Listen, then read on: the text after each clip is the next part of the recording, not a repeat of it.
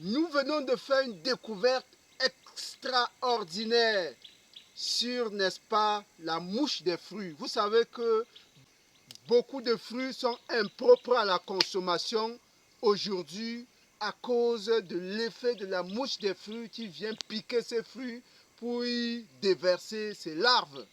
Que ce soit la pastèque, le melon, les fruits de la passion, les mangues, les avocats, tous ces fruits-là sont sujets, n'est-ce pas, aux attaques diverses de mouches de fruits. Nous venons donc de faire une découverte naturelle qui peut justement servir à faire une lutte efficace et à moindre coût sur cet insecte nuisible. Nous allons découvrir cette découverte juste après le jingle.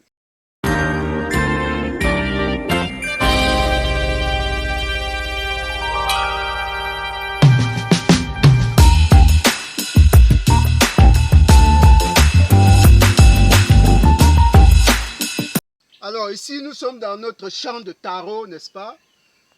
Nous avons mis à peu près 5000 pieds de taro ici. C'est vrai qu'ils subissent les affres de la petite saison sèche. Mais avec les pluies, venez filmer par exemple ici pour qu'on voit comment ce taro-là commence à tubériser.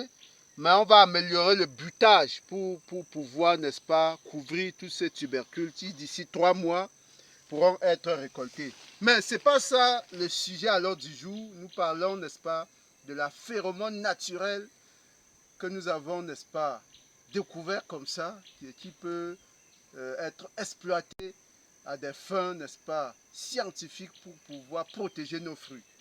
Alors, regardez donc ce pied de taro et vous voyez une inflorescence là. C'est une fleur qui est déjà ouverte là. C'est une fleur déjà ouverte et qui va bientôt, n'est-ce pas, se refermer. Et nous allons aller un peu plus loin pour voir ce que cette fleur-là dégage comme odeur. Peut-être vous n'allez pas la sentir, mais nous l'avons sentie pour vous. Allons juste à côté là pour voir ce que cette fleur, n'est-ce pas, attire sur elle. À tout de suite là.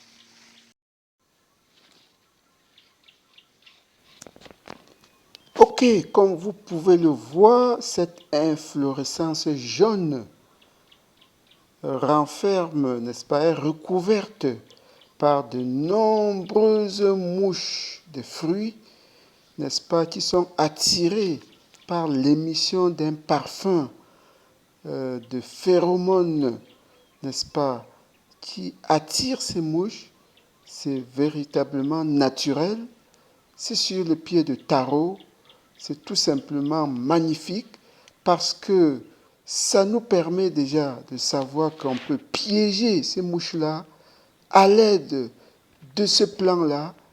On peut piéger cette mouche pour pouvoir, n'est-ce pas, neutraliser le maximum. L'idée donc, c'est de préparer un piège englué de colle, n'est-ce pas? C'est un papier cartonné englué de colle.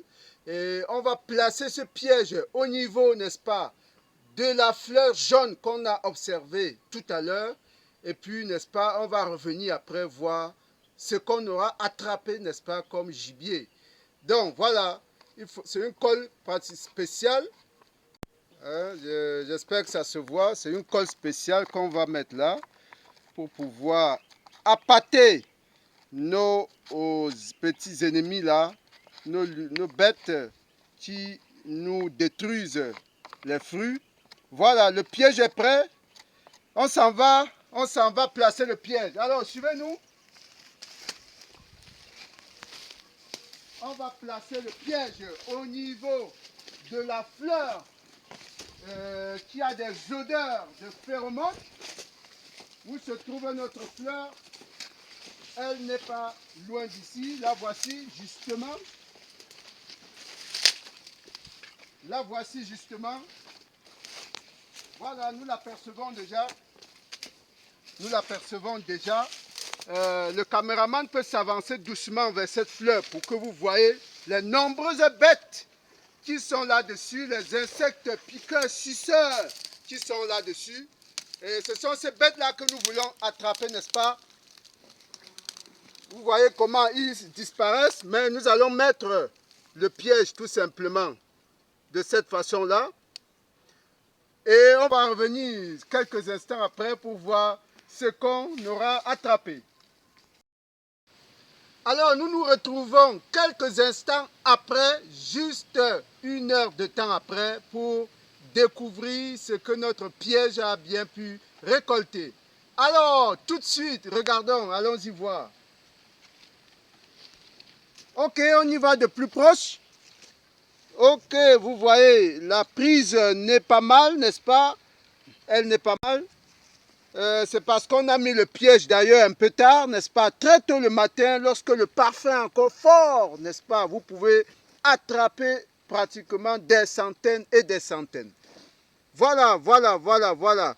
Voilà notre piège, n'est-ce pas? Qui vient donc de capturer pratiquement voilà, presque une centaine. Et je dis donc, si c'était en matinée, quand l'odeur du parfum est encore très fort, on aurait pu avoir plusieurs centaines. Alors, que retenir finalement de cette expérience? 2 choses. La première chose, c'est que déjà, si vous avez cette plante dans votre champ, ça vous permet déjà de participer fortement à la lutte intégrée contre la mouche des fruits parce que les insecticides classiques ont montré leurs limites. Il faut pratiquement une lutte intégrée, un ensemble de méthodes pour pouvoir diminuer l'impact de ces mouches-là sur, n'est-ce pas, les fruits. Ça, c'est donc la première chose, l'utilisation immédiate. Deuxième chose à retenir, là, c'est, n'est-ce pas, une projection à moyen ou à long terme. S'il y a des entomologistes ou bien des chimistes, des chercheurs, étudiants en chimie qui nous regardent, vous êtes la bienvenue. Écrivez-nous en commentaire pour nous dire comment, n'est-ce pas, nous pouvons synthétiser le parfum, n'est-ce pas, de cette fleur. Il y a des méthodes qui existent.